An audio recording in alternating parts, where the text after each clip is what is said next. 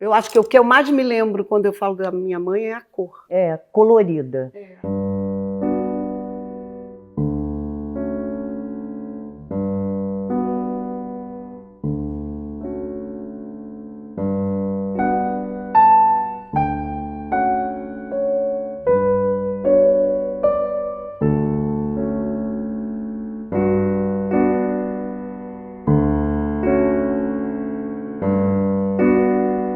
As cidades, como mães acolhedoras, não escolhem seus filhos. Nas ruas, praças, avenidas e nos becos, eles crescem sob o olhar atento das paisagens. Cada filho da cidade traz consigo uma história singular, um sonho que se entrelaça com o pulsar urbano. Uns encontram seu caminho no vai-vem das rotinas que se repetem, enquanto outros buscam inspiração nas paletas de cores das suas cidades. Céu, montanha, matas, rios. Assim, as cidades abraçam e moldam seus filhos, tecendo uma tapeçaria urbana de culturas, sonhos, destinos entrelaçados. Em Nova Friburgo, entre montanhas e histórias, nasceu uma mulher cuja arte transcendeu o tempo e o lugar. Dirce Montechiari. Nossa casa era uma casa de gente que trabalhava para viver. Isto é, meu pai trabalhava para 7 pessoas, que nós éramos 5 irmãos. Dirce era a menor das irmãs, até chegar meu outro irmão mais novo, que pareceu, como se diz assim, quase de surpresa. Mas a Dirce era menorzinha e caçula, né?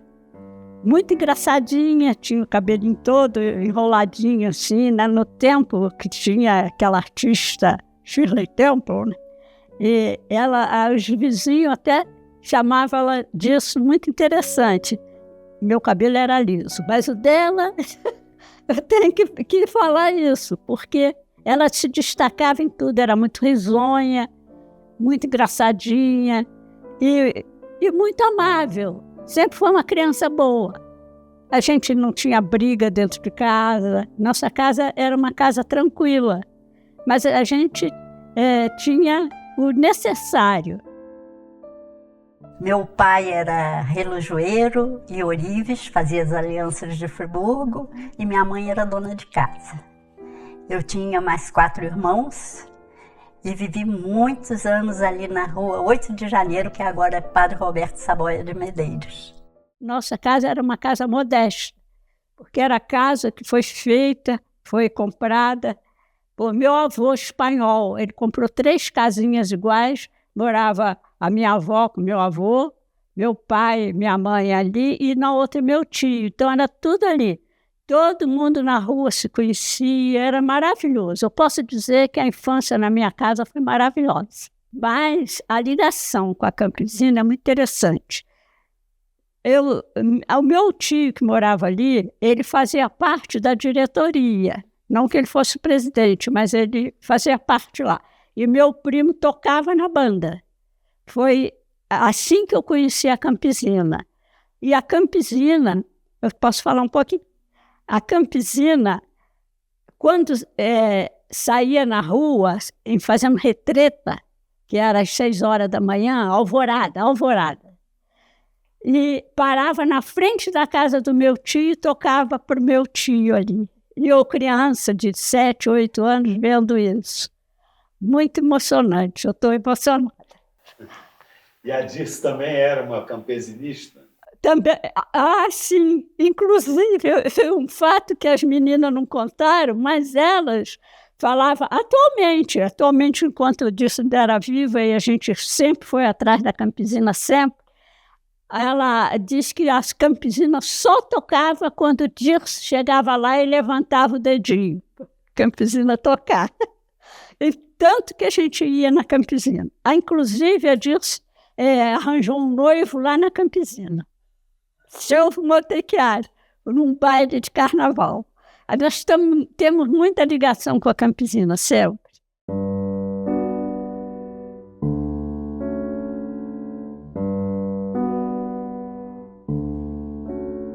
eu sou professora, eu dava aula. Quando eu casei, eu comecei a ter minhas filhas, cada ano eu tinha 4. E aí eu resolvi que eu tinha que parar de lecionar e fui ser professora das minhas filhas em casa. E isso me realizou muito. Fui muito feliz nisso. Mas eu sempre gostei de arte porque meu pai era um artista. Então eu vi ele fazendo joias, aquelas coisas todas. Ele desenhava muito bem e eu sempre gostei de desenhar.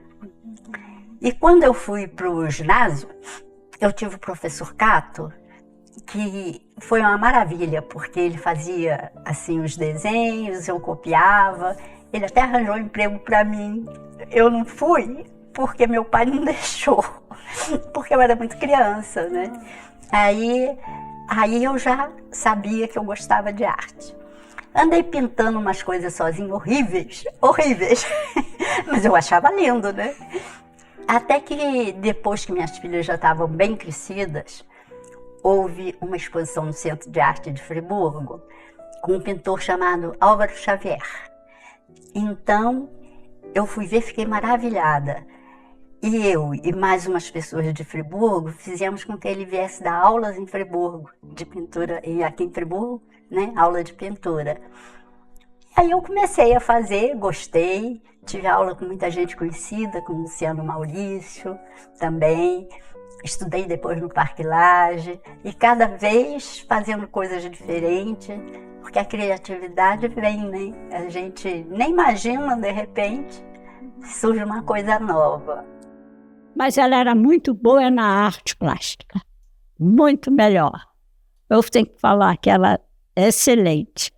E quando ela entrou naquela fase de fazer mosaico, então foi o máximo. Para mim, aquilo ali é o auge de tudo, os mosaicos que ela anda fazendo, muito bonito, está na casa dela ainda, muito difícil, aquilo precisa de uma paciência.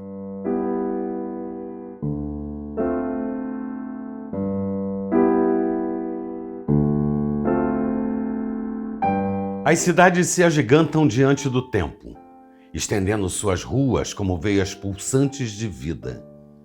Arranha-céus tocam o céu, espelhando o sol em suas fachadas de vidro, enquanto murais coloridos contam histórias nas paredes esquecidas. A cada novo dia, as cidades ganham cores, no brilho dos letreiros, nas flores que insistem em nascer entre o concreto, no rastro dos ônibus que cortam avenidas apressadas. As cidades crescem, respiram e se reinventam, mantendo o passado em suas fundações e o futuro no horizonte de suas torres iluminadas. Dirce Montechiari tinha um olhar único, um estilo que misturava o cotidiano e o extraordinário, e pintou de azul uma parede do apartamento em que vivia. Ela a chamava de infinito criativo.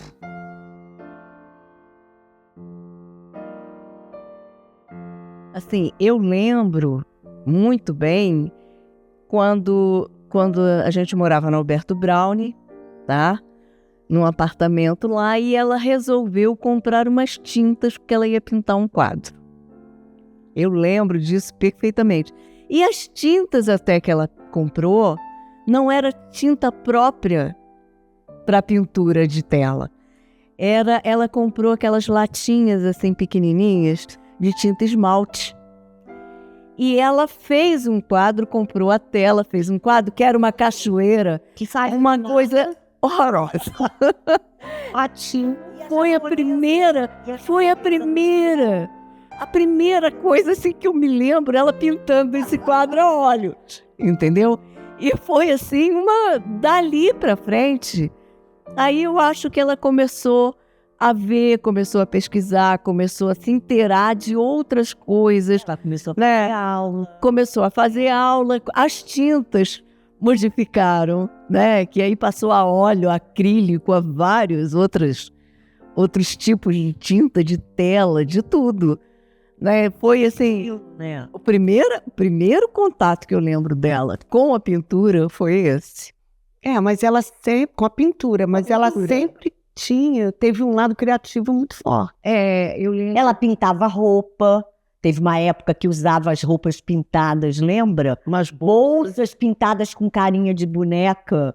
Nossa, ela fez Ela todas passou um pouco do nós. artesanato. Foi. Foi uma transição. Transição. E aí ela começou a se interessar e começou a querer ter aula com pessoas que pintavam bem, que ela tinha acesso. Foi muito afirmado. Até ela poder ir para o Rio, estudar no Parque Lage com outros artistas também. Qualquer coisa que ela fizesse saía bem feito, bonito, e eu ficava babando perto, porque era muito bonito as coisas que ela fazia. Até as roupas que ela costurava para a filha dela, ela costurava os vestidos das meninas, era tudo enfeitado, tudo bonito. Era no carnaval, cada um tinha uma fantasia. Lindas fantasias, as 4 fantasiadinhas. Eu achava que isso seria uma válvula de escape. Depois que eu fui reconhecer a capacidade dela em fazer as coisas com tanta facilidade. Eu vou te dizer para você que tudo que ela fazia com perfeição. E vou dizer uma coisa a você. Quando chegava em casa, ela estava lá ou fazendo um crochê ou fazendo alguma coisa, ela não parava. É incrível. Então, essa imagem da mamãe sempre criando alguma coisa é muito viva pra gente, eu acho. Depois de anos que eu entendi como mamãe era uma pessoa de vanguarda, sabe? Ela criava, ela não estava nem aí para que as pessoas fossem pensar. Ela queria e ela fazia, né? Do jeito dela. Era uma inquietude, mas era muito equilibrada. A mamãe sabia o que ela queria, né? Ela se determinava, ela era uma pessoa determinada. Mas ela era inquieta. Ela tinha vontade de aprender. Ela era uma mulher sempre querendo aprender, como a minha tia sempre foi, né? Tanto que ela fez uma faculdade de História aqui, acho que com 70 anos. Ela terminou a faculdade. Ela estagiou na escola aqui perto, né? Ela deu aula. E ela sempre foi assim, sempre leu muito, mamãe sempre leu muito. Sempre, ela tem em casa, até hoje, né? A gente guarda lá, tem, como é que se diz? Agendas, essas agendas antigas que depois você não usa, mas escritas, todas escritas com coisas que ela estava fazendo. Realizando o que ela queria realizar. Queria fazer. Então isso era dela mesmo. Era uma inquietude, eu acho que natural do artista, mas ela direcionava isso muito bem. Ela era uma pessoa tranquila, ela era muito senhora de si no que ela gostava de fazer, no que ela queria. Ela passou por coisas muito sérias, né? Só ela. E eu acho que ela jogou todo esse sofrimento na arte, porque foi aí que eu acho que despontou nela mais vontade de seguir em frente nisso, para colorir a vida dela, eu acho. Sabe, ela falava se muito dedicar mais sobre a mãe era muito colorida. Tudo dela extremamente colorido. Ela sempre andando colorido. Os quadros, você olha os quadros dela, cores lindas. Sempre colorido. A parede azul. O tom que tem no centro desse quadro, né? Que era um azul, assim... Era aquele azul, tá? E uma coisa que não era muito usual, né? Em 1979, Jaburu fez a minha primeira exposição no Centro de Arte, sabe? Ele organizou aquilo tudo, e aí eu comecei a expor em vários lugares do Brasil, sabe? Já expus quadro no Canadá, tem quadro em Israel, essas coisas todas. Mas, enfim, eu faço isso porque gosto muito.